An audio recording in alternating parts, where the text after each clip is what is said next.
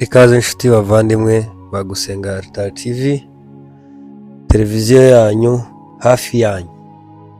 Mu by'ukuri tubahaye ikaze, turabiyegereje. Tubahaye ikaze nubwo amakuru tuzanye atari meza, atarasanzwe mu bantu. Ni ugutanga pole mu bwoko, umuryango mugari w'Abanyamurenge, umuryango mugari w'Abasama babuze umwana wabo.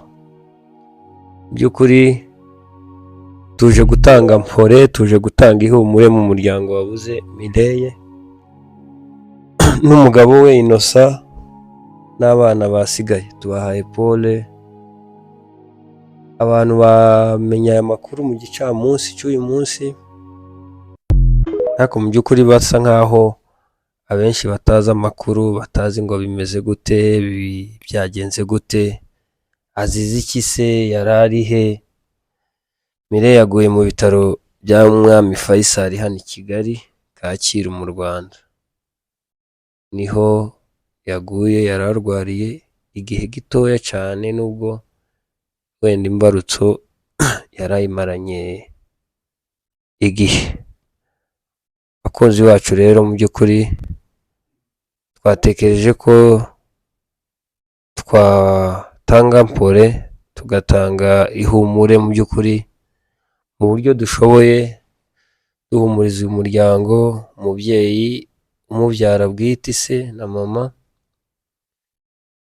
abavandimwe ba bugufi, ba sekuru, ba se wabo. Mu by'ukuri mukomere. Mireille rero yari umudamu ukiri mutoya, asize abana babiri n'umugabo we witwa Innocent. Nubwo yaguye i Kigali, yari atuye mu karere ka Rubavu, umurenge wa Gisenyi. Indwara rero azize Mireille yari umukobwa w'Abasama, atuye mu karere ka Rubavu, umurenge wa Gisenyi, afite ababyeyi bose n'umutware. Akaba mu minsi yashize yaragize uburwayi bwa kanseri mu kuguru, ararwara, ajya kwivuza mu Buhinde, baramuvura ndetse baza no kumuca akaguru nyine aho kanseri yari imaze kugera.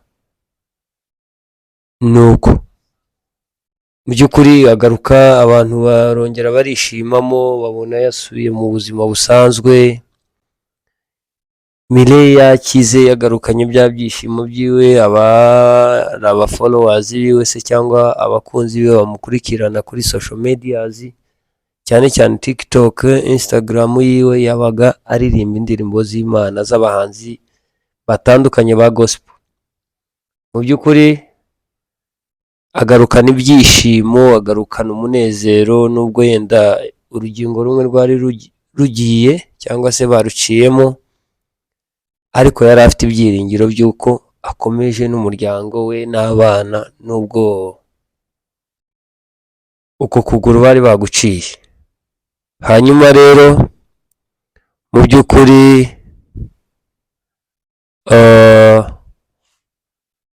tuza gukurikirana amaze gushika hano i Kigali, yaratashye akurikiranwa n'ibitaro, controle bigeze he, igisebe cyakize, aza kongera gufatwa, ararwara n'ubundi kwa kuguru baciye, ndetse ngo hazamo proposal y'uko bongera kugucamo bwa kabiri.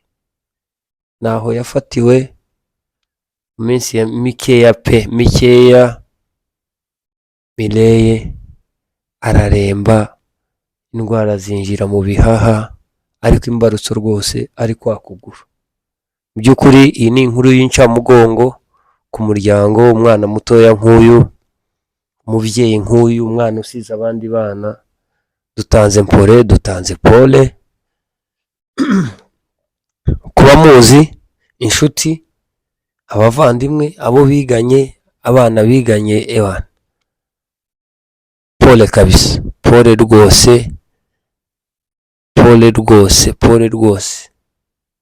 Hanyuma turakomeza tubahe update z'ikiriyo, ariko uko biri kose ni muri famiye hano i Rubavu, umurenge wa Gisenyi.